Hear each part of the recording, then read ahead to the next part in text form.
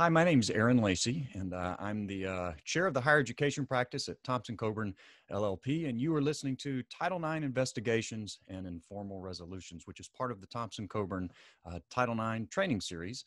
Thompson Coburn, for those of you who may not know, is a law firm. It's a big one. We have offices around the country, and we have a higher education practice. So these are lawyers in our firm who specialize in working with institutions of higher education on a wide range of matters, including those involving discrimination on the basis of protected classes. So discrimination on the basis of sex or race or disability or something along those lines. We are really pleased to be bringing you this training series. I'll be brief. Some of you may have already listened to a couple of our sessions before now, so I'll try to get through this in a concise way. But the purpose of this training series is to offer professionals at institutions of higher education who may now be part of a new Title IX process at their institution, an opportunity to get some foundational concepts, right? So this new rule, this new Title IX rule becomes effective August 14th, 2020.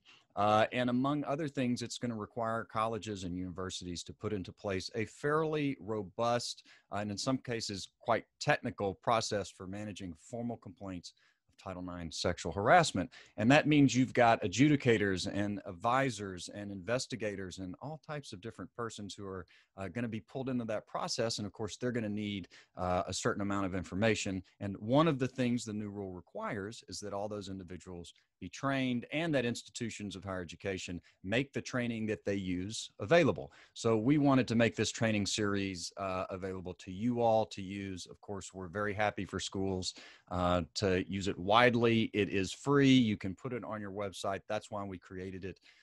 We are in different places, as you'll see today. This is being recorded in July 2020, so in the midst of the COVID-19 pandemic. And we know in this time period, it's extremely difficult to get folks together and to get training accomplished. So that's one of the reasons we wanted to put this training together for you so that you would have something easy and accessible that you could use. So please feel free to use it at your discretion. If in addition to the foundational training, you would like us to work on some custom training for you, of course, we would be happy to do that as well. The training series is comprised of 6 modules. Today, we're going through module 3. So you're almost halfway through the series. You will be when we get to the end of this. And at the beginning of each training module, you'll see this same graphic here on your screen. And as always, the box that's highlighted orange tells you where you are.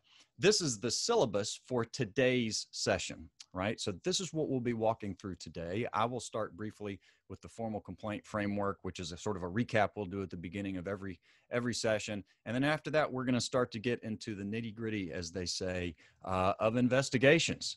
The folks who are going to take you through that process, I'm pleased to say, are 2 colleagues of mine, friends and colleagues, I should say. Susan Lorenc, one of them, a partner in our HR employment law practice, who has many years of experience managing investigations of discrimination in all types of settings, including in institutions of higher education. And Susan's going to bring her wealth of knowledge and information to us. And really, we are grateful, bring a lot of the experience that comes and you only gain really out of going through investigations.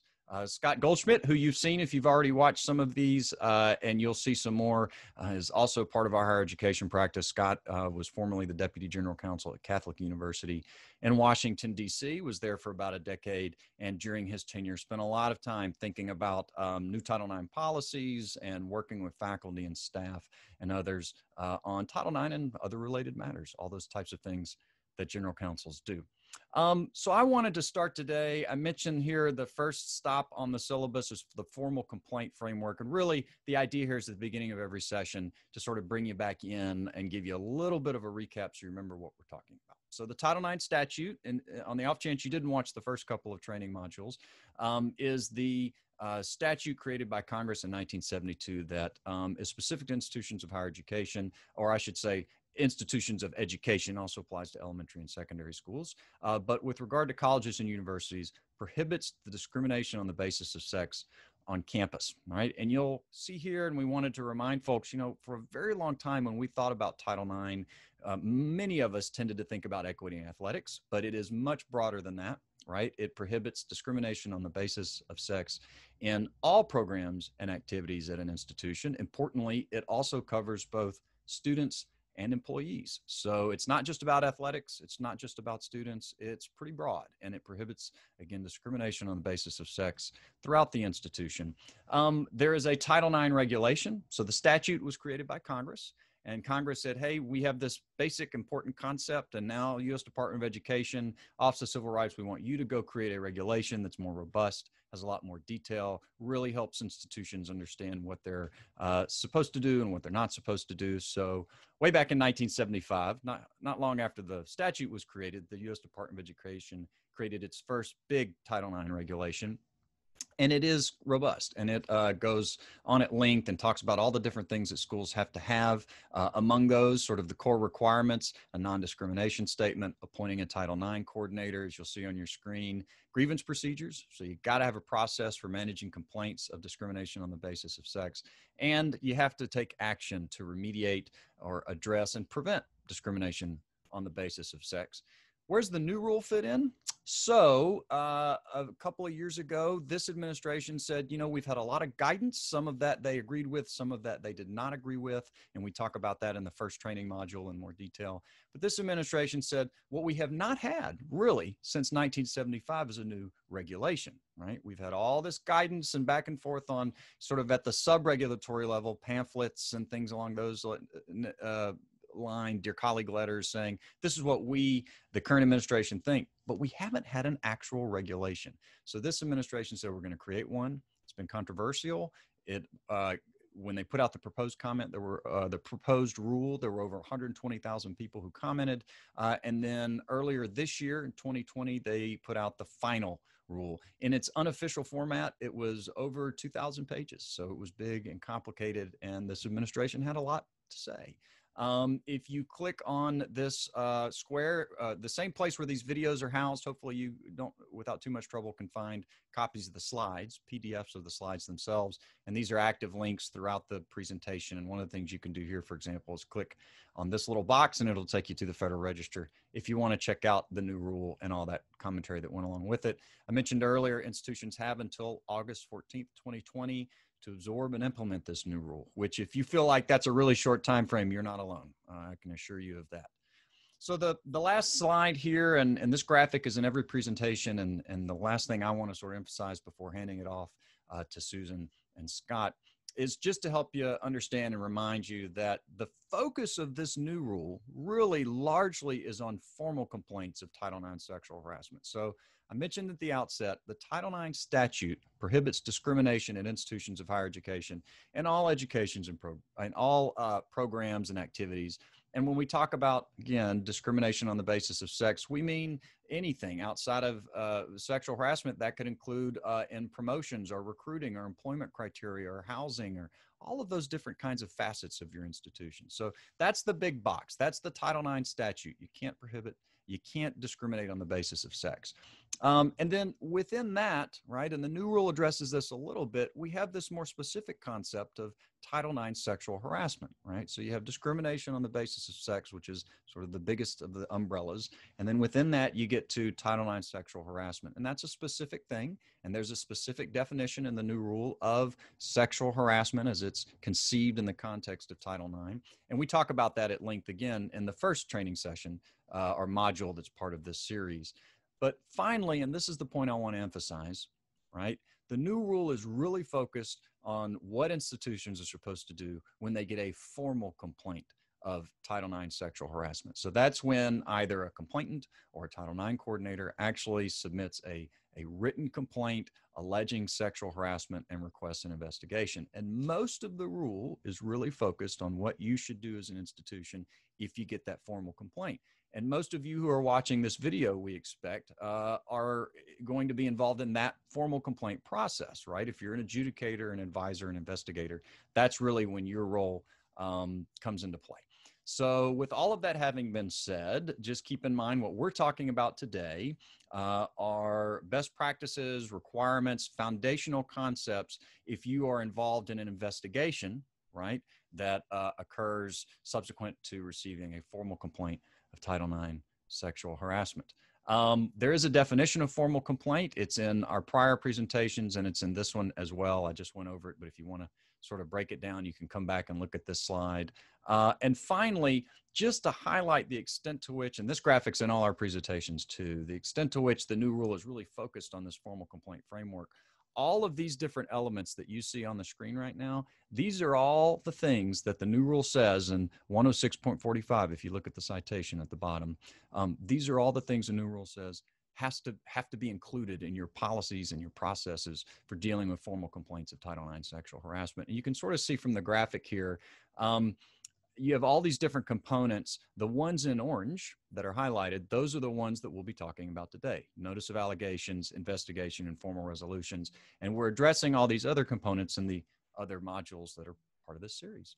So with all of that having been said, I will turn it over to the very capable Ms. Susan Lorenc and Mr. Scott Goldschmidt. Take it away. So here we're going to introduce some key concepts for the presentation. We'll just kind of briefly outline them, and then throughout the rest of the presentation, we'll kind of go into more detail of what we want to kind of explain here about these concepts in depth. So the first, hopefully, if you've seen the other presentations, this is the theme throughout. The department is really concerned, rightly so, treating complainants and respondents equitably. So that is a feature of throughout the process, and certainly for investigators and informal resolutions, that is important to keep in mind too. The second one is the requirement to objectively evaluate all relevant evidence. We're going to go into what we consider relevant evidence, and explanation of that, and an explanation of both inculpatory and exculpatory evidence, what they mean a little bit later. But it's also important to note that you need to provide that credibility determinations are not based on a person's status as a complainant, respondent, or witness. So the department's clear that just because someone's a complainant doesn't mean that you should inherently believe or not believe them. Same thing with a respondent, same thing with a witness. Third, you need to ensure that your investigators don't have a conflict of interest or bias for or against complainants or respondents. So this is something that would be a general test. A reasonable person, you want to make sure that these individuals kind of are able to take information and equitably share it with everyone else. Next slide, please. Third, understanding the presumption that the respondent's not responsible for the alleged conduct. So here, it's important to note that until a determination is made, the respondent is not considered responsible for conduct. It's just an allegation of conduct. Next, to understand the standard of evidence. So here we have either the preponderance of the evidence or the clear and convincing standard, and schools will pick either one or the other, and we've detailed the choice there in previous slides, but we'll go over the definition of that. And last, you make sure to not require, allow, rely on, or use questions or evidence that constitute or seek disclosure of information protected under a legally recognized privilege. And we'll explain what that means, a legally recognized privilege, and what happens if a person waives that privilege. So Susan, I want to turn it over to you for the first question. I just want to get your sense. We talked about objectively evaluating evidence. What does that mean? That's a great question, Scott, and one that judges who do this all day still struggle with from time to time, because information might not be obviously relevant and appropriate to rely upon at first glance. So what that means in sort of the technical sense is that there should be impartial consideration of available evidence, meaning that one should look at that evidence through the lens of someone who doesn't have any partiality or bias and any sort of prejudgment of that information. It also means that it should stick to evidence relevant to the facts at issue and not information that doesn't really have any place in the analysis. There shouldn't be any deference given to the recommendation of that investigator. It should be looked at through the lens of an unbiased prospect. And there should be just an overall appreciation for the fact that this is information that may be helpful or harmful, and that information should be given the same amount of weight regardless of whether the information is helpful and harmful or harmful.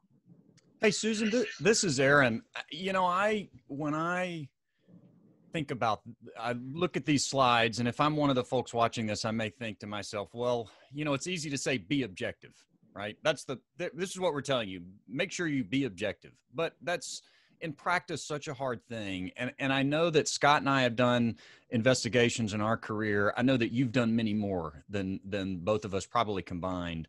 And my question is for you, you know, does it ever get easy? Is it still hard because every time you go into a school or an organization, you know, you've got folks who already have some strong opinions about what may have happened, and you're getting a lot of information from both sides, and some of it may seem pretty dark from the get-go, and it may seem like some conclusions are foregone. How do you know, as a seasoned investigator, are there any tricks? Is there anything you do to try to prepare yourself or clear the mind or be objective? Or is it just one of those things you have to kind of discipline yourself to try to do? I think it's the latter, actually, because we are humans and we all come at these investigations with our own personal experiences and beliefs and opinions. And it is admittedly very hard to check that at the door. I think what's important to remember is that this is not being done in a vacuum. And the information that you as the investigator look at and rely upon is going to be called to the mat as the adjudicator is looking at that information, and eventually if it results in any sort of litigation. So you have to constantly check yourself and say, how is this going to hold up? How is my reliance upon this information going to play out? And that should be sort of the touchstone that brings you back to only look at it objectively, only look at it through a sort of vacuum of this is the only information that's available to you. Because otherwise, if you aren't constantly checking yourself, personal beliefs, personal experiences are going to wind their way into it. And that truthfully is made even more difficult if the investigator is a part of this institution and might have prior experience with the people involved in this complaint process. So being very mindful, being very present, and constantly checking your approach to this information is going to be incredibly important through this process. Yeah, it's very helpful. One of the other things we talked about was legal privilege, and that's specifically called out in the regulations. Could you walk us through what is a legal privilege, and where would this arise for an investigator? How would this come up in an investigation? So from a 30,000-foot perspective, the law recognizes a couple of specific and discrete privileges. There's the attorney-client privilege, which people are probably well versed in. There is the priest and penitent exception and privilege, the doctor-patient privilege, and the spousal privilege.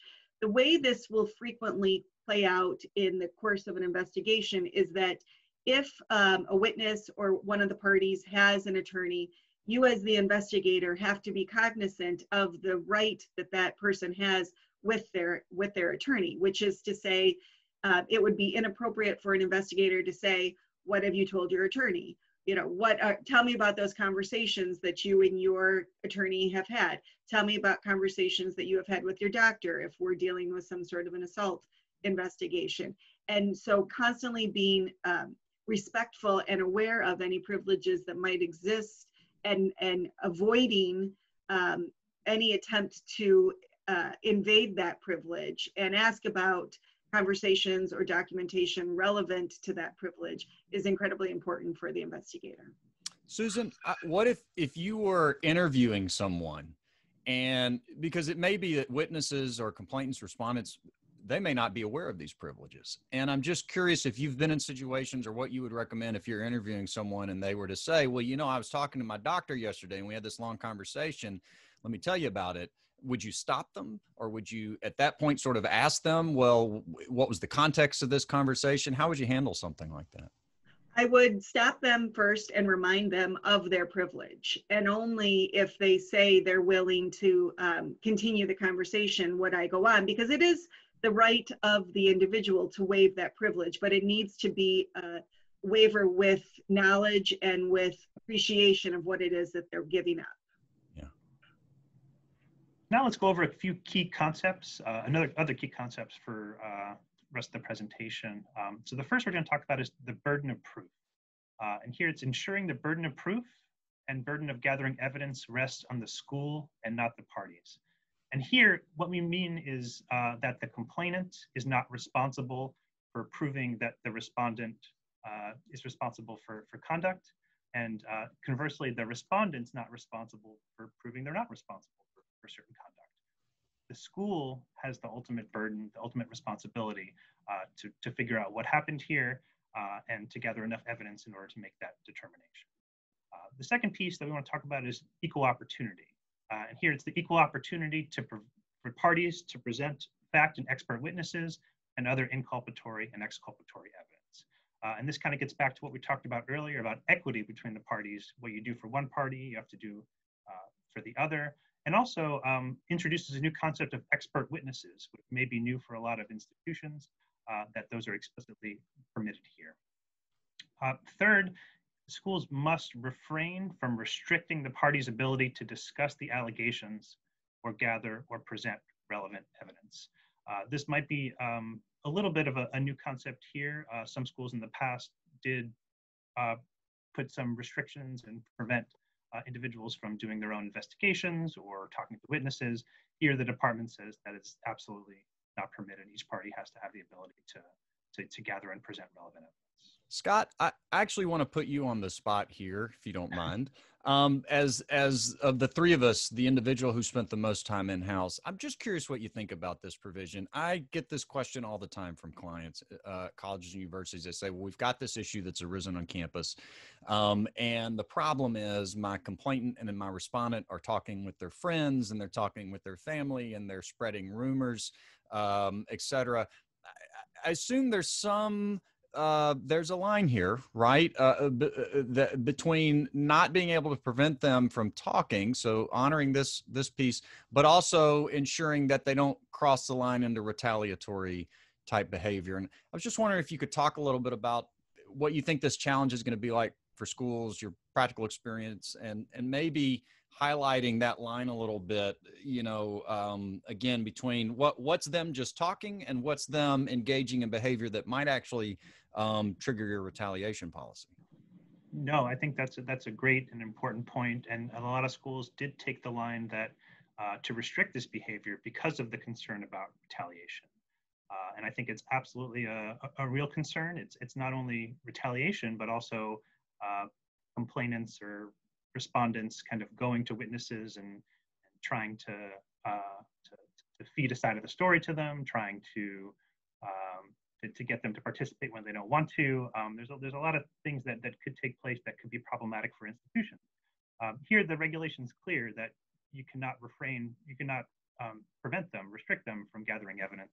But what you can do is inform them of your retaliation policy, which is a new requirement of the regulation as well, and just kind of let them know that you absolutely can gather and present relevant evidence, have these discussions, but understanding what retaliation is and understanding that retaliation kind of will not be tolerated in this kind of conversation. Yeah. So two more concepts to discuss. First, notice and timing. So you have to provide for the party whose participation is invited or expected written notice of the date, time, location, participants, and purpose of the hearings and investigations with sufficient time for the party to prepare to participate. Hopefully, this is something that that institutions have been doing in some form or another over the past, before these regulations have been promulgated, but it is explicitly called out here, and you want to make sure that you have all these elements and potentially even a form notice that you could provide to make sure you meet all these elements. And the last is the investigative report, which we'll discuss, which includes a report that fairly summarizes the relevant evidence. So, Susan, one of my questions for you as a seasoned investigator, I look at this first bullet in this little first line about providing to a party whose participation is invited or expected. Written notice of the date, location, participant, et cetera, for all hearings, interviews, and other meetings. One of the things that in my mind always begs the question is, well, how do we know who to interview? So we've got a complainant who shows up and says, or maybe a Title IX coordinator, somebody has made a report of an allegation of sexual harassment and has filed a formal complaint. And now you've been brought in as the investigator. And you know maybe who your complainant is, and you know probably who your respondent is, and you've talked to them, and maybe you have an idea of who some additional witnesses are. But as they talk, and as Scott mentioned earlier, as they try to corral additional people potentially to speak on their behalf, how do you as an investigator decide, what's the order of that I'm going to go in to talk to people, and how many people do I want to speak with? And, do I talk with anyone who calls me up and says they have something to say? How do you sort of vet all of that and form your game plan? I think it's a great question, and one that doesn't have a one-size-fits-all answer. I think you need to stay very nimble as you're approaching these types of things, and be cognizant of what information do I need to get to the truthfulness of the allegation, and not just assume that it should be a scorched earth approach. If you find, after speaking to the complainant, which is always my first step, and hearing certain names that are coming up during that investigation or during that conversation, and then my usual next step, but again, usual, not set in stone, next step is to speak to the respondent. And if the same names are coming up, then that's a very good guidepost to say, those are the people we need to speak to. If in speaking to the complainant, you're hearing certain names and then others that seemingly can corroborate what either the complainant or those witnesses are going to say, it might very well be that you don't need to speak to every single person. I don't think there needs to be this understanding that you automatically have to speak to every single person that either the complainant or respondent reference, because there is a certain sensitivity to understanding that it's possible that these folks are going to have to continue to interact in the days, weeks, and years to come, and an appreciation that maybe the most disruptive approach to an investigation is not the right approach. I fear that my answer is not actually very helpful, because what you're probably gleaning is that there is no answer that is automatically the right answer. It really needs to be a thought through, well-reasoned approach, and not just every name that's mentioned is the appropriate person to speak to. I think seeing themes in the responses of the complainant and respondent is the way to approach it, and only after speaking to some of those key players, if there's an appreciation that I'm just not getting any consistency, or I need to be guided by more voices in the conversation, only then would I think to go to some of those more ancillary potential witnesses. Yeah. Candidly, it's probably the kind of thing that you get better at over time as you do lots of investigations, knowing, sort of developing an internal sense of where those lines are drawn. But for folks who may be in this for the first time, the salient point that I really take away is, but you don't have to interview necessarily everyone. I mean, if there comes a point where you are confident that there are people who want to speak to you who have nothing new to add, you could decide not to interview those people. I think that's right. And I don't think the mere decision to not interview someone automatically invalidates the investigation in its entirety. Perfect. Yeah. Scott, I've advanced the slides to notice of allegations. All right. You have no choice. Rocking and rolling. Let's go. So notice of allegations is the next one we'll talk about. So here we have this concept of a formal complaint, and we'll go through the formal complaint in great detail in another module, but it is a term of art that's very important to kind of know, that Aaron kind of sketched out at the beginning. But upon receipt of this formal complaint, the school must provide written notice to parties, and that written notice has to include, first, a discussion of the formal complaint process and an informal resolution option, and we'll talk about informal resolutions at the end of the presentation. A sufficiently detailed statement of allegations. So here the regulation says sufficient detail includes the identities of the parties, if known, the conduct allegedly constituting sexual harassment, and the date and location of the alleged incident, if known. So here the idea is you want to give the parties the benefit of information so that they could prepare a response and kind of know the allegations against them before they come in for this interview. Next, a statement that the respondent is presumed innocent, we talked about earlier, and that the determination of responsibility is made at the conclusion of the process. So that needs to be included in your notice. Next, a statement regarding the right to an advisor and review and inspect evidence.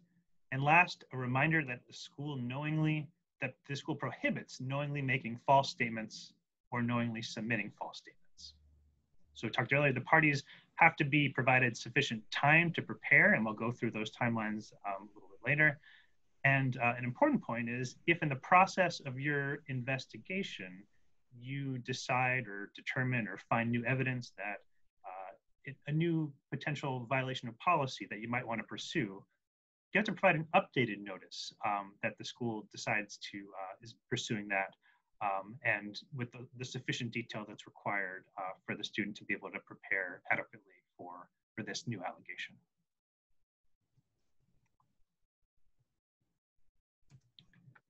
All right, next, so confidentiality. So the requirement here is that schools have to keep confidential the identity of an individual who's made a report or complaint of any sex discrimination, including reporter, respondent, or witness, for 3 exceptions. First exception is as may be permitted by FERPA. So FERPA is the privacy law that governs institutions of higher education. So if it's permitted, this confidentiality does not need to occur. Second is required by law. And third, most relevantly, to carry out the Title IX regulations. So having a investigation, hearing, adjudication, obviously you're going to have to name parties and incidents that occur that may be protected by confidentiality. And here, this is saying that this doesn't apply for the purposes of carrying out this regulation. And Scott, it's probably fair to say that confidentiality concerns, I mean, for investigators, adjudicators, I mean, everyone, it's important to be really mindful of confidentiality overall, right? I mean, the sort of rule that we've noted, rule of thumb that we've noted in other presentations is to always try to keep things as confidential as you can while doing the job. But when you get to these specific issues around FERPA, et cetera, I mean, the right person on campus to answer those questions, if you have a FERPA officer, but otherwise counsel, et cetera. My point is, there's not an expectation, for example, that investigators, adjudicators, or others will necessarily become experts in FERPA. But what they should do is be aware of this requirement and be ready to talk with Title IX coordinators or counsel if they have questions around these kinds of issues. That's a great point. Yeah, no one can be an expert in all these pieces and nuances. So you definitely want to seek help whenever you have a question. So here, let's talk about access to evidence requirements. So here we're going back to the touchstone of equal opportunity equity. The regulations explain that institutions must afford both parties equal opportunity to review and inspect evidence that was obtained as part of the investigation and is directly related to the allegations. So here, the regulations specifically use the term directly related rather than relevance. So at this point in the process, directly related is kind of a broader universe of evidence than relevant.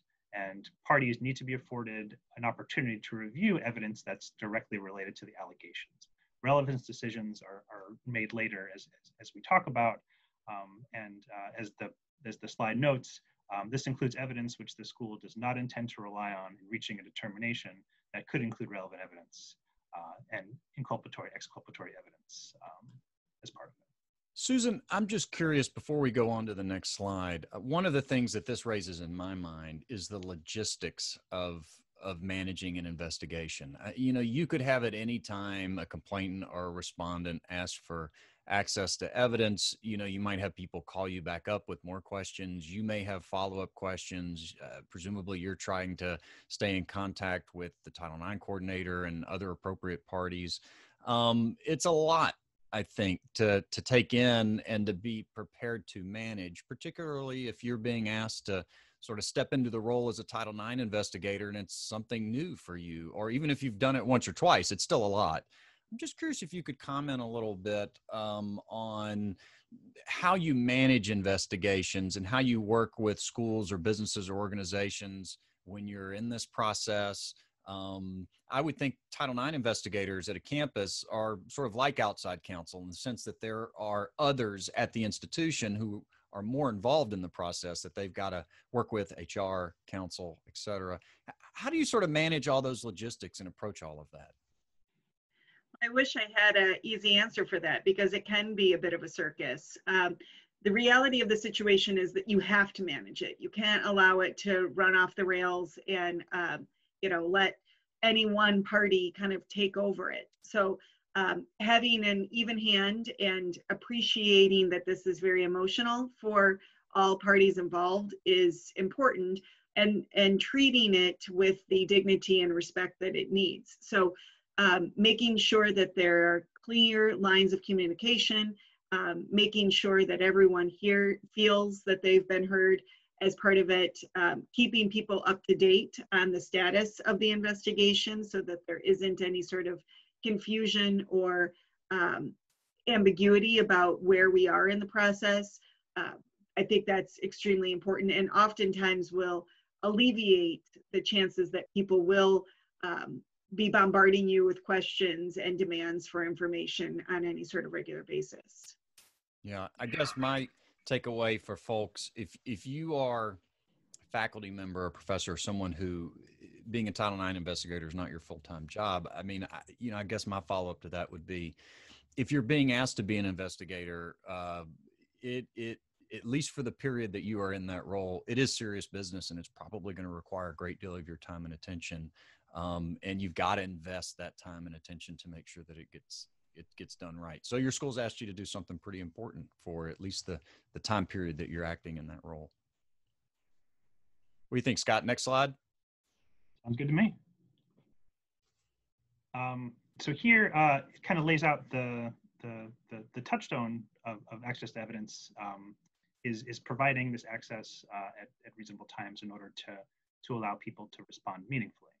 But there are specific timelines and deadlines in the regulations that they should be aware of. So generally first, you have to provide access early enough to make sure that each party can meaningfully respond prior to the conclusion of the investigation. So that's something that kind of should be in the back of your mind. But prior to issuing the investigative report, the investigator must send parties all evidence subject to inspection and review and afford at least 10 days to submit a written response. So this is prior to the investigative report. You have to build in a 10-day process to submit written response. Next, 10 days prior to the hearing or other determination, you have to send the investigative report to the parties for their review and written response. And last, at or during any hearing, you must make all evidence available to parties and afford equal opportunity to review that evidence, including for the purpose of cross-examination. So to the extent that you're developing your process now, make sure you consider these timeframes and the general kind of approach to the evidence here to make sure that you have sufficient time to meet these requirements. All right, so next, serving impartially. Let's talk about that. So we introduced this at the beginning. Investigators can't have a conflict of interest or bias for or against complainants or respondents generally, or an individual complainant or respondent. So very high level terms, this means that your investigator can't have a general bias or conflict against everyone who's a complainant or everyone who's a respondent, anyone who is involved in an issue of sexual assault generally. But also to make sure that the investigator doesn't have a conflict or bias against the individuals they're investigating. So at the outset, you want to make sure that your investigators are free of conflict and can objectively evaluate evidence for these really sensitive situations, but specifically just to make sure that for each case they investigate, there's no conflict or bias. As we mentioned, investigators have to objectively evaluate relevant evidence, and they have to be able to do that. They need to be free of conflict and bias. Susan, I and Scott, both of you, I'll open this question up because I think this is trickier than it sounds, right? In my mind, if you are Ohio State, I always use Ohio State as my example for a big school, Ohio State or the University of California or UT Austin, it may not be that difficult for you to find investigators who have no relationship at all to the respondent of the complainant. But at small schools, and there are thousands of small schools, Title IX applies not only to, the big state institutions and the elite Ivies, but every institution, regionals, small faith-based institutions, career schools, even Miss Betty's Beauty Academy down the street. So you could have institutions where it's very difficult to find a faculty member or an employee who doesn't know virtually every student or every other faculty member. And my question to you is, when you're thinking about this requirement, I mean, at what point does an investigator have to say, look, I know I'm a faculty member. I know, but I'm not in their department, but I know both these guys. I play golf with Jim, and my wife and I play bridge with Jane and her husband, and I'm not sure I can do this. How do you make that decision? And particularly in a smaller school environment, where do you draw the line? Because I'm concerned that there will be institutions that have a really hard time finding individuals who don't have a conflict of interest. And maybe that's when you start looking to consortium arrangements or outside counsel or consultants, et cetera. What are your thoughts on that? I would completely agree. And I think this kind of training is a great place to start so that investigators know that they have this obligation, but also the right to say, I just can't do it. I know that I just can't be completely and totally unbiased. Either I know these people, or I know that the complainant has made similar allegations in the past, or I know that the respondent has had allegations made against him or her in the past. And knowing that they have the right and the obligation to speak up and say, I just don't believe that I can be truly impartial, is vitally important. And you're absolutely right. That's where I come in, or any sort of outside service comes in to say, okay, then this is one where we do have to go outside of the institution to ensure that the investigation is done with the level of impartiality that it deserves. And I'll just add quickly that it's really incumbent on investigators to know this and make this decision at the outset, because it's a lot better to know this at the start before an investigation starts, where you could kind of plan accordingly, than after the investigation has been completed and you're in litigation or review by the Office of Civil Rights. So Susan, this kind of gets to some of Aaron's questions, but really to button up specifically, first, what does it mean to have a bias or conflict of interest for an investigator? Great question. And much like many of my other answers, it means a lot of things. And it means that we're constantly having to be cognizant of our own prior experiences and history as we're going into things.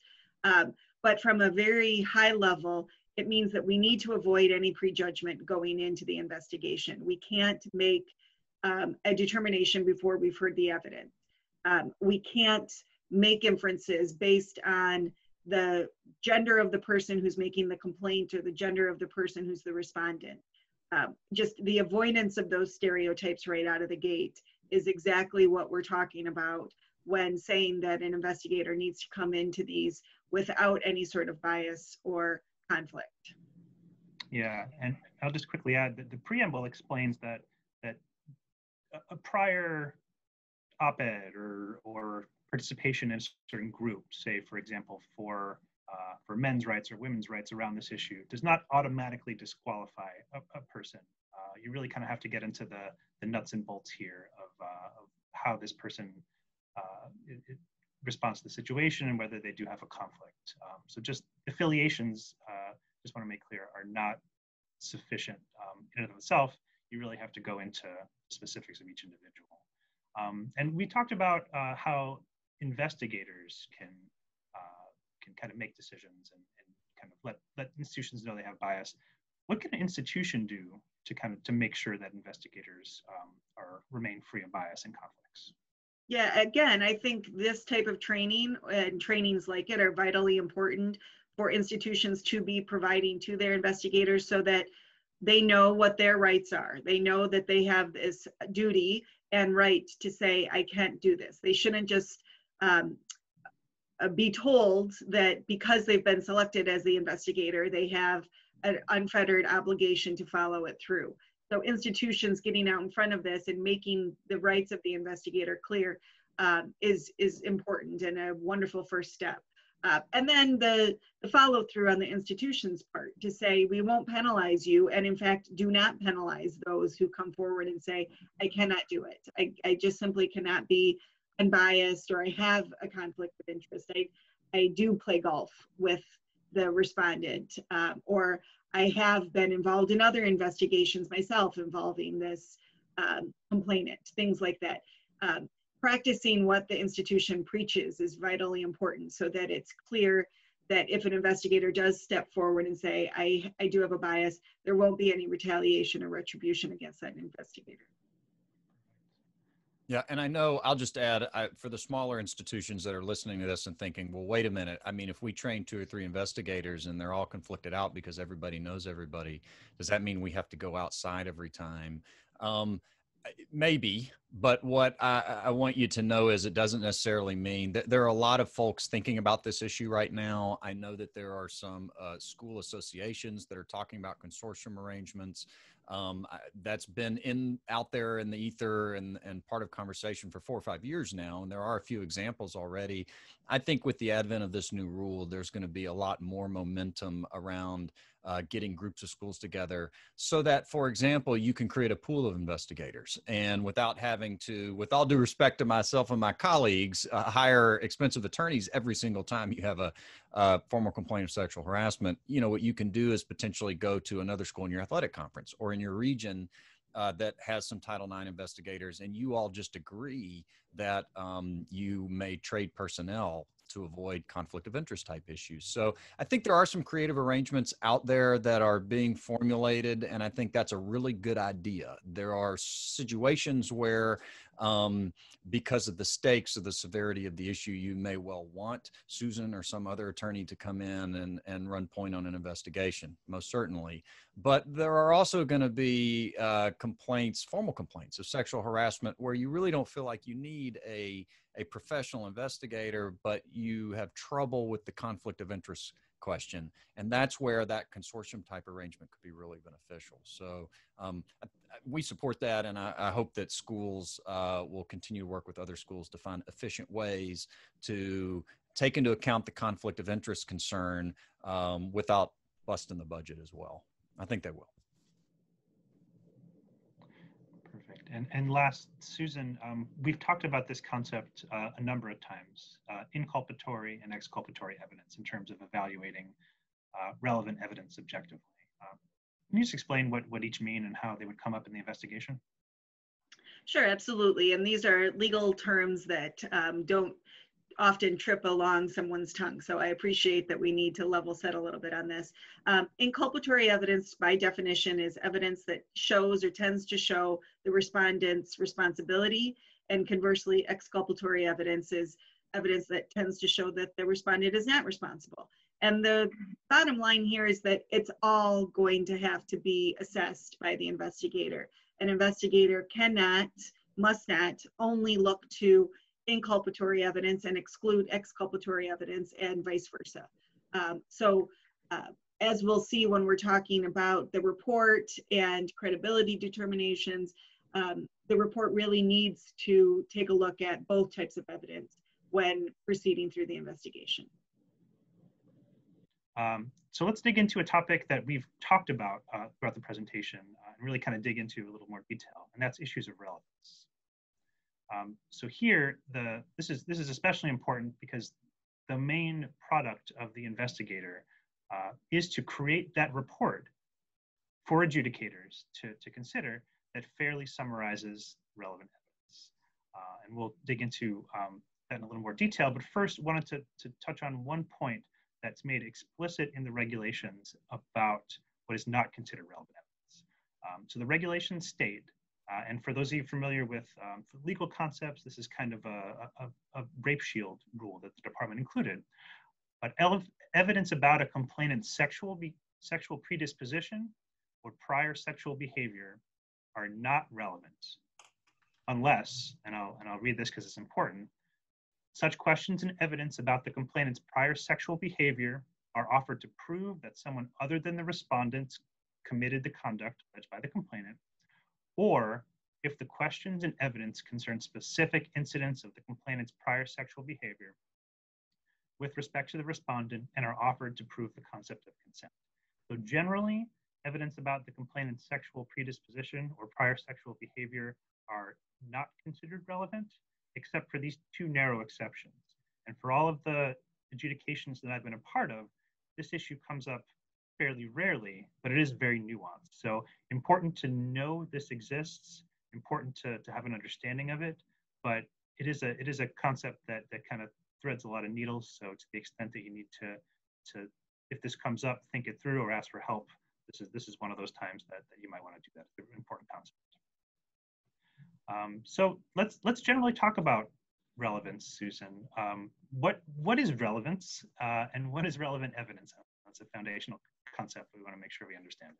Yeah, and again, going back to the general legal understanding of the term, because this is not a term that is defined within the regulation itself. The regulation says that the ordinary meaning of relevance will be applied here. So under most rules of evidence, evidence is defined as information pertinent to proving whether information is material to the allegations alleged and whether that information makes the allegation more or less likely to be true. You might say, well, then if I hear that information over and over again, does that make it more relevant? And the answer is no. The repetition of the same information is not going to make the information or the evidence more or less relevant. It's truly whether that information goes to the allegation and making it seem more likely to be true. And so getting to the responsibility of the investigators, this investigative report that summarizes relevant evidence. So if you're an investigator, you would have evidence that might not be related to the incident at all. You could have evidence that's directly related to the incident, but not relevant, and relevant evidence. And a mountain of interview notes and transcripts and documents, all kind of needing to be synthesized into a coherent structure that is helpful for adjudicators in order to come to their determination. So it's a very broad question, but how do you do that? What's some advice you can give for investigators to make this possible? Well, and I think you've hit the nail on the head. We want to produce a report that is helpful to the adjudicator.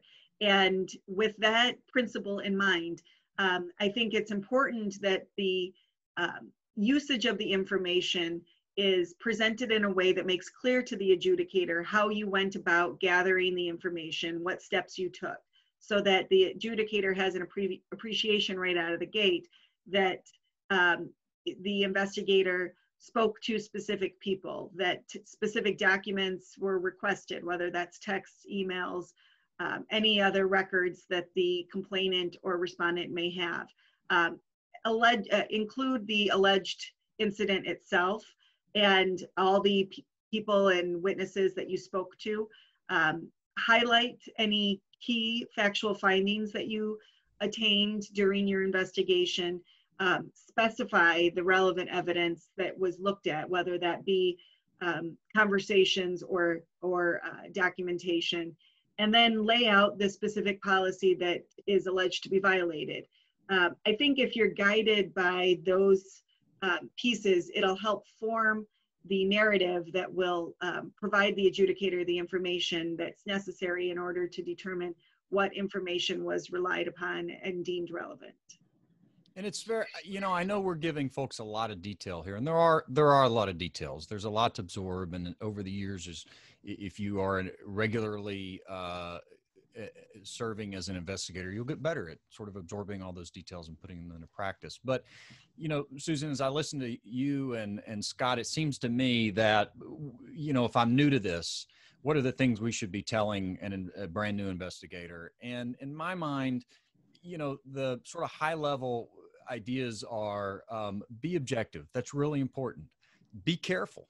It is important to be careful. And then when I look at this, it seems like it's important to remember too, that at the end of the day, what you're trying to do is provide the information that will allow the school to get it right. So when you're thinking about what's relevant, you know, the ultimate objective of the institution, and if you're an investigation, is to try to figure out what really happened and to come to the right and just conclusion. So evidence that helps you do that is relevant and appropriate evidence. And, you know, I fear that folks are going to get so weighted down and concerned with all these details, and the details are important, but it seems to me it's important to also keep in mind sort of the high level, philosophically, what it is you're really here to do. And that is to try to get to the right answer.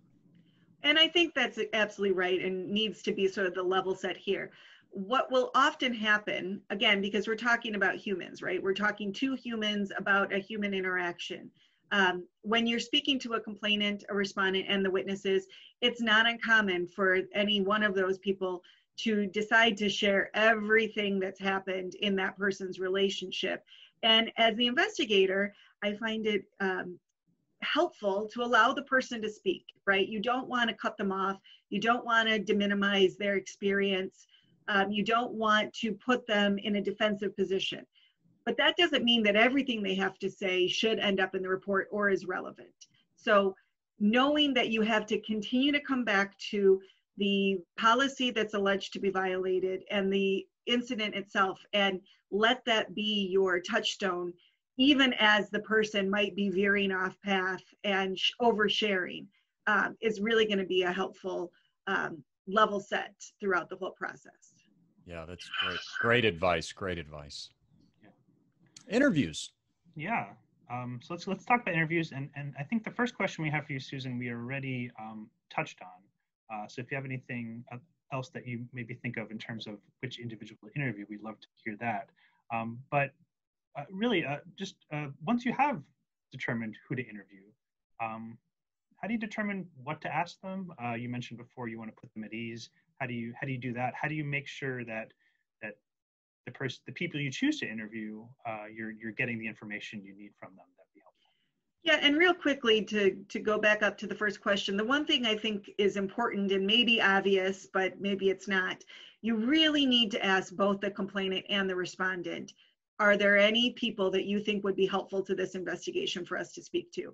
Because if you're only asking the complainant that, you are right out of the gate invalidating the investigation. It's very possible that the respondent has witnesses themselves that will be key to that inculpatory and exculpatory evidence that we've already talked about. But once you do have that list, I like to tell anybody that I'm training and certainly utilize this process myself. Number one, come prepared. You know, don't go into it blind. Although, sort of the countervailing principle to that is, if you apply the funnel method, which I'm about to describe, you could go into it cold and still get out really great information. So the funnel method is just that. You start out very broad and go more narrow. So if you start out your investigation by asking the complainant, respondent, witness, whoever it may be, tell me what you know. And then letting that guide you in your follow-up questions is a really effective method, because if you allow the person to get their full story out and then come back to the information they gleaned and continue to whittle it down. Okay, you mentioned on such and such a date, this happened to you. And then start getting more and more granular with those questions. Who else was around? Was anybody asking someone questions during that process? Anybody that witnessed this, you know, what was the person wearing? What, you know, just getting more and more narrow as you're working your way through. You will ultimately be able to, at the end of that conversation, say, is there anything else you think I should know? And if they give you more information, you start the process all back over again and really get more and more narrow as you go through the process. As opposed to being so wedded to a script of questions that you're missing out on really being able to hear what the witness, complainant, respondent is telling you and gleaning information that way. More often than not, novice investigators really get thrown off their game if they are so wedded to a script that they're missing out on really listening to what the person is telling you. Whereas if you go in with a very open, tell me everything, and then follow up with specific questions after you hear what they've had to say, I think you're going to get a lot more useful information. Yeah, and I think that's a great point. All of them are great points, but I think just from a risk management or institutional liability perspective, part of the goal here is to make sure that the complainant and respondent feel heard, feel that they have a fair process, feel that they are not being judged, and that they're being listened to. So I think that approach could do a lot in potentially making them feel that they are going through a fair process regardless of the outcome. Hey, Susan, Scott, I'm curious. I don't think this is a question we have on our slide deck here, but how important is it, you guys think, to have two people in the room when you're doing interviews, whether that be two investigators or just a second listener with the lead investigator doing the real work? But I know that a lot of times that can be a worthwhile consideration. What do you think? Yeah, I would definitely agree if it is feasible, that it's very helpful to have somebody in there as sort of the note taker and the listener, whereas someone else is doing the questions. I don't think it's appropriate for both of them to be playing the role of questioner, because then it feels very much like an interrogation, right? We want this to be a respectful, comfortable environment for all parties involved. So I think the roles of the two people need to be very clearly defined and explained to the person from the onset. But I think it is helpful for someone to be in there as a bit of a scribe, so that the investigator, the one asking the questions, really can be having more of an interactive conversation as opposed to, you know, having their head down, scribbling notes the whole time. And then also circling back with that other person before you end the investigation or that specific questioning, to say, okay, is there anything that you heard that I didn't circle back on? And making sure that the two are working together to really provide credibility to the conversation could be very helpful. If it's not feasible, then I think circling back to the concept of bias and impartiality, you know, if in some of those smaller schools it's just not possible to have another person that can be unbiased and impartial and isn't only taking notes on the things that they think is going to help the case, then it's certainly not a requirement, but it can be helpful if it's if doable. Let's talk a little bit about advisors. We haven't talked about it in this presentation yet, but under Title IX, all parties are eligible to have an advisor of their choice. This could be a parent, a fellow student, a friend, or an attorney.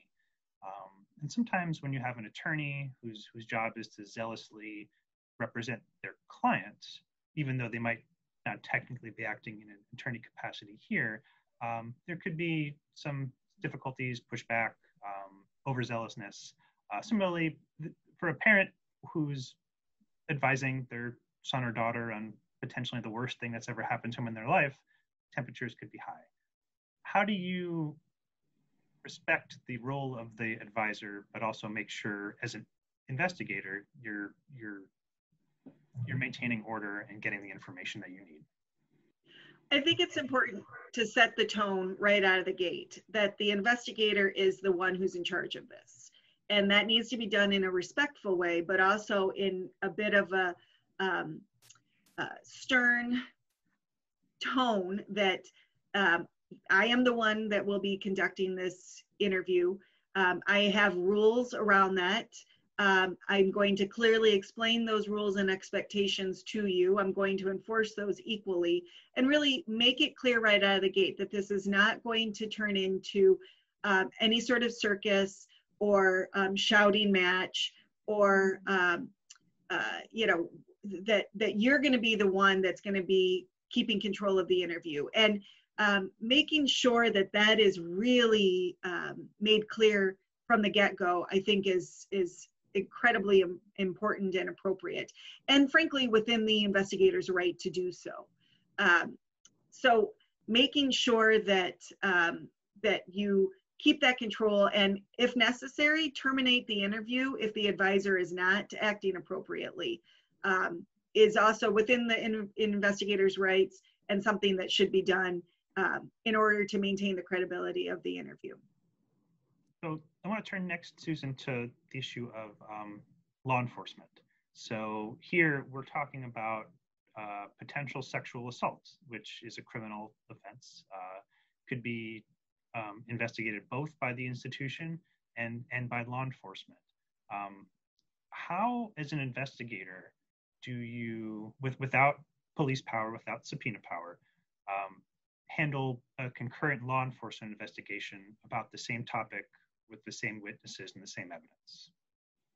Yeah, and I think that is an important point, because it's very possible that that concurrent action would create a basis for postponing an interview or seeking an extension under the normal timeline, because you certainly don't want to do anything as part of your investigation that impacts or negatively affects the concurrent law enforcement investigation, especially if that could then, if information could be gleaned through the law enforcement investigation, who does have those types of subpoena powers and other regulatory authority that you just don't have, that information could be beneficial to your investigation, and it deserves then the ability to work its way through the process. So I think it's important that investigators think seriously about whether or not they should postpone or seek an extension in those situations.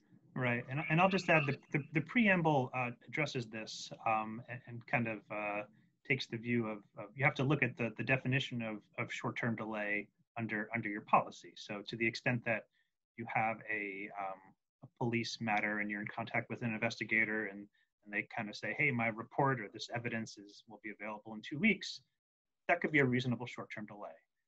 If the thing is, we have a rape kit, it's going to be processed in 1 to 2 years, that might not be a short-term delay. And you might have to kind of go ahead with your investigation there. But make sure that you are in communication, that there is coordination, and that whatever actions you're taking has this short-term delay, this good cause exception to the prompt requirements in mind. So next, talk a little bit about credibility determinations. And we want to make one point about credibility determinations. So here, the decision makers, the adjudicators, are the ones that have the determination to ultimately make their decision. So it really kind of puts investigators in an interesting position, because what do investigators do in terms of a report to be helpful, but not to kind of prejudge a situation for an adjudicator? Credibility, we want to first make clear that an investigator can make a credibility determination if they choose to, but under the following caveats. So first, credibility determination can't be based on party status. And second, the investigator's determination regarding responsibility, regarding credibility can't be a determination of responsibility. So you can't kind of prejudge a situation as an investigator that would kind of lean a decision maker to kind of make one point or the other. So that being said, it's up for an investigator, up for schools to determine whether the best and highest use is to report the relevant evidence as is required and kind of leave it at that, or if there are some credibility judgments that they want to include within these specific rules that would be helpful for adjudicators, but also would not be taking the place or responsibility of an adjudicator here. And now let's turn to the collection and review of documentation. So here, as discussed in the previous presentation, records of each sexual harassment investigation need to be kept for 7 years. And so while investigators might not be responsible for maintaining records, a lot of the records they're producing are those required to be kept under the regulation, under law. So it's important to be aware of what records are required to be kept and make sure that you're providing those to the appropriate party so that they could be stored in case of further need in the future. Susan, I'll turn to you. Just curious about some best practices for review and collection of written documentation. Yeah, I think keeping a transcript both of your own written requests for information and any requests for witnesses and whether the witness was willing to cooperate or not, you know, really keeping a thorough set of your own notes and any requests you made is vitally important. As you become a more seasoned investigator, having sort of a template of your regularly requested information is very helpful, because then that also shows that there's nothing unique or potentially biased about any requests you have for this investigation. And then making sure that you are retaining that information that is produced in response to your request is helpful. I'm sure it's tempting to take audio recordings of any interview so that there's no question about what information is gleaned. I would only add on that note that we take into account state law, depending on where you are, as to whether or not you need 1 or 2 person consent for those kind of recordings, so that we're not stepping into some other issue then of relying upon that audio recording in the future. Perfect. And as an investigator, in the moment, what should they be considering or just have in the back of their head about potential litigation or audit or things of that nature? I think it's important to be thinking about potential litigation or audits, and just know that that is something that could come out of your investigation and the adjudicator's determination. So as you're putting your information together, as you're taking your notes, as you're making your requests, it's helpful to be guided by the thought of how is a judge, a jury, an administrative agency going to look at my notes.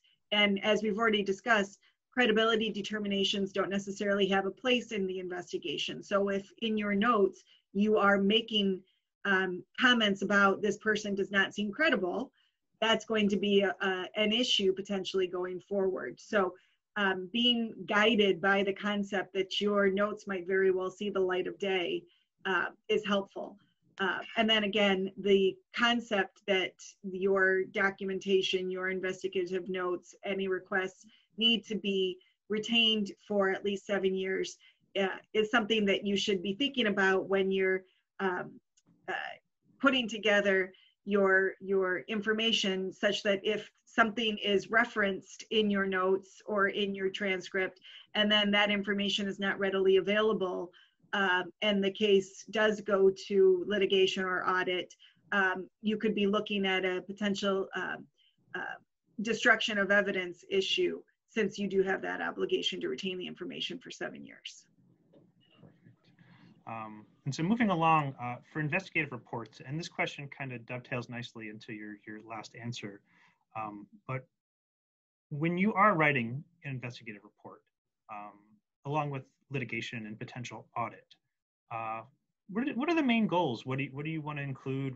What's important for you to have for both the adjudicators to find helpful and for the institution to kind of have on record? I think it's important to remember what your role is as the investigator. Your role is not to come to conclusions, and your role is not to make your personal opinions heard throughout this. Your role is truly to be a repository of information and a explainer of what information you obtained. So taking a step back when you begin to cultivate your report, and think in terms of, if this becomes the first exhibit in a lawsuit, what do I want it to look like? What do I want it to provide? And how am I going to best represent this institution that has hired me or appointed me to do this job is really key. So think in terms of what the allegations are, what the policies are that have been violated, and how best to encompass all the information that you've gleaned so that the adjudicator or an audit committee or a judge and jury can benefit from the information you've obtained. Perfect.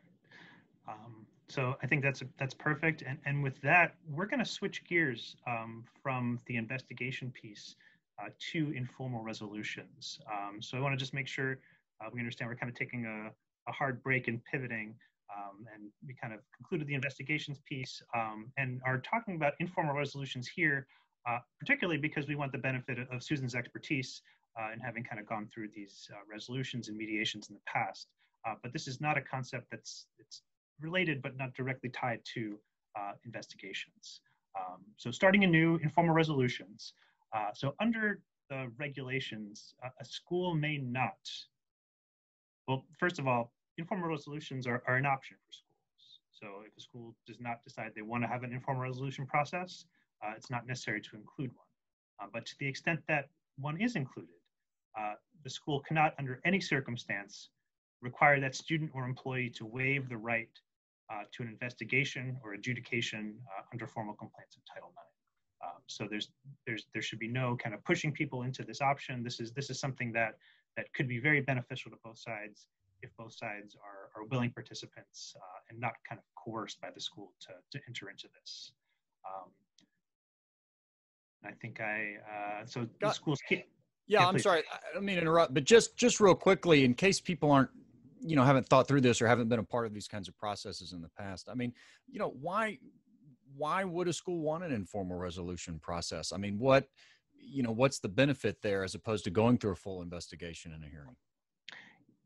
Absolutely, that's a great question, and I might kind of step on Susan's toes a little bit for a post slide, but really, an informal resolution is a process that would avoid all the process and the trappings of a formal adjudication. So it's more relaxed. It's kind of you can more determine the outcomes. The stress levels might not be there for the parties.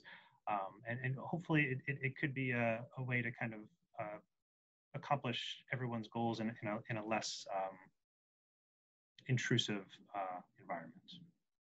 Very good. So a couple more details about the requirements for informal resolution. So the school can, as choice, facilitate informal resolution that does not involve the full adjudication and investigation. Provided a couple conditions. First, you have to provide the parties a written notice disclosing the allegations, the requirements of the process, the circumstances under which the process precludes the party from resuming a formal complaint, any other consequences of participating, and records that will be maintained or could be shared. You have to obtain the party's voluntary and written consent before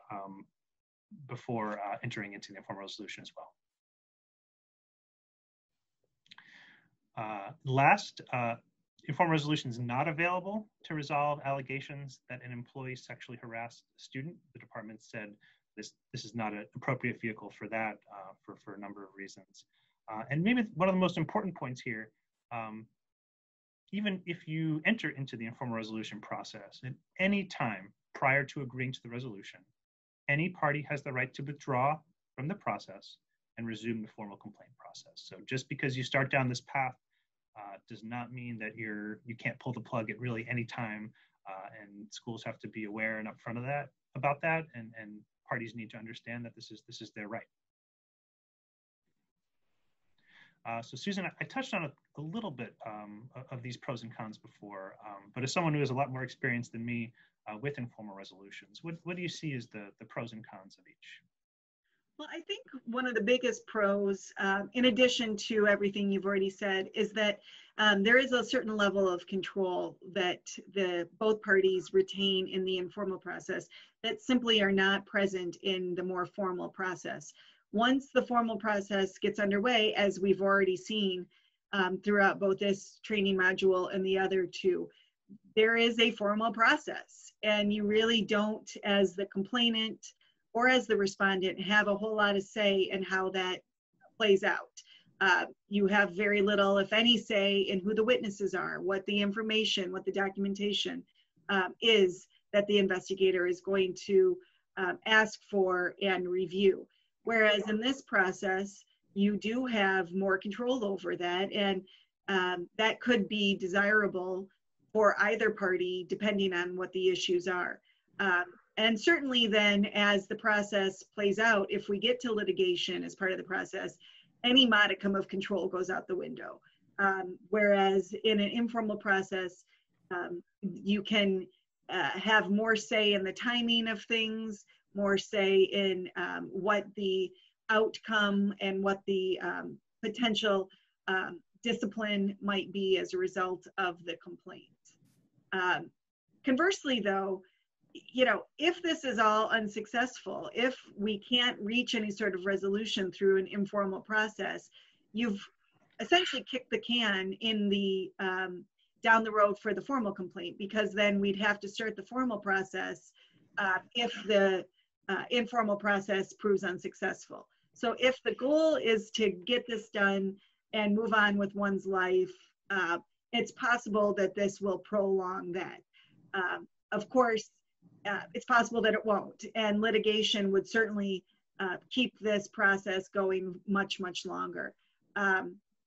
You also have fewer safeguards around it. So while you have a right to an advisor through the formal process, you might not during the more informal process. And so I think the name of the game here is that when deciding whether or not to go with the more informal process, more of the mediation concept, be fully informed of all your rights and the rights that you're giving up by going through that more informal process. Perfect. And then I think my last question for you, Susan, for this presentation. So schools could provide a facilitator to facilitate informal resolution, and if parties agree, it could be a good option for all the reasons you outlined. What's best practices for facilitating informal resolution and selecting a person who would be good in this role? I think there's a lot of overlap between best practices for the informal resolution and the person who's going to facilitate that, as there is for the investigator in the more formal process. You really need, as the institution, to be intentional in who you select, and not just someone that seems to be available at 3 p.m. on a Monday.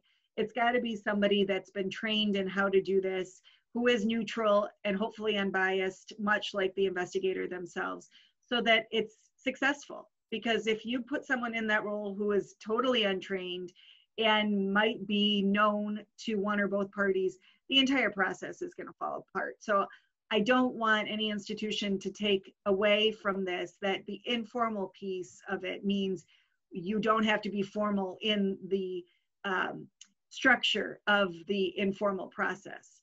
I think to that same point, the neutral trained facilitator really needs to explain the process and the benefits to the informal resolution to the parties the same way they will explain the process in a more formal setting.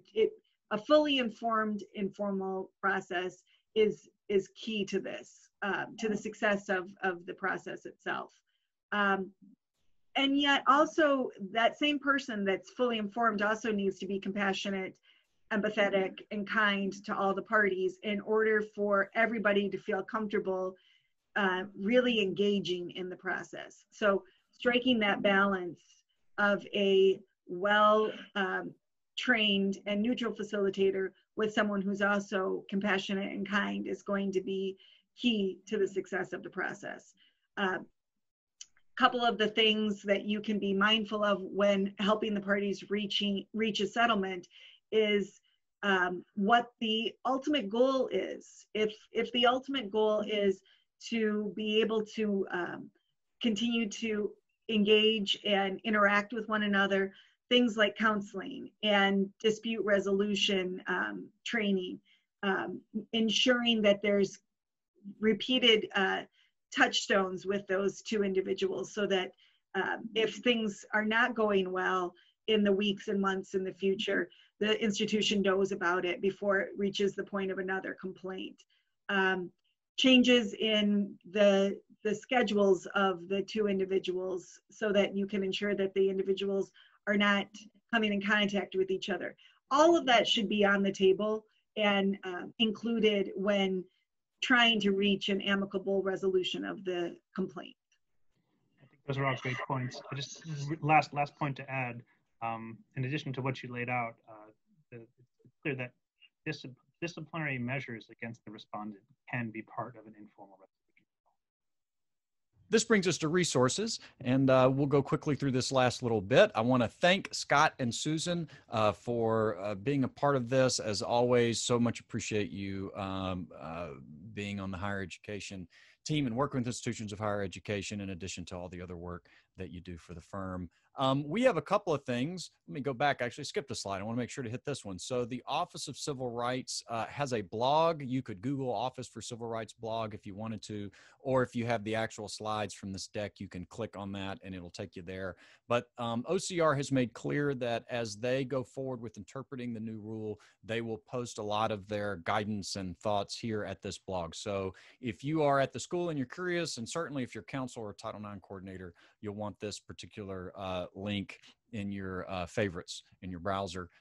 We have prepared a comparison showing the changes that the new rule made to the existing Title IX regulation. That's also available on the same page where you'll find the slides. So if you're the kind of person who, like me, really wants to see with some precision what was changed by the new rule, this will be a very helpful tool.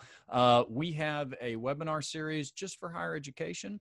It starts typically, tracks the academic year, starts in the fall, goes through the spring, and we cover a lot of topics, Title IX and others. You'll see here in May 2020, we actually did a 3-hour presentation on the new rule, which was sort of the seed for what became this training series. We also have a blog that we would be delighted for you to check out. And then we have, let me see, there's the blog. And it's Regulation. I don't know. Some people seem to like that name. Some people not so much. My wife is not a fan. But we write about higher education, regulatory and policy issues. And then finally, I'll note we do occasionally put out free things like our bar defense reporting guide and other tools for institutions to use. We will, and you'll see after I leave here, I'll include just some final slides with some additional biographical information for Susan, Scott, and myself, and our disclaimer, which at the end just points out that we're not your attorneys. If you've made it through this presentation, good for you. It's one of the longer and more complex ones, and we're glad you hung in there. We hope you will take the time to check out some of the other modules, if not all of them, in the training series. And with all of that having been said, I'll just say from Susan and Scott and myself, be safe and be well.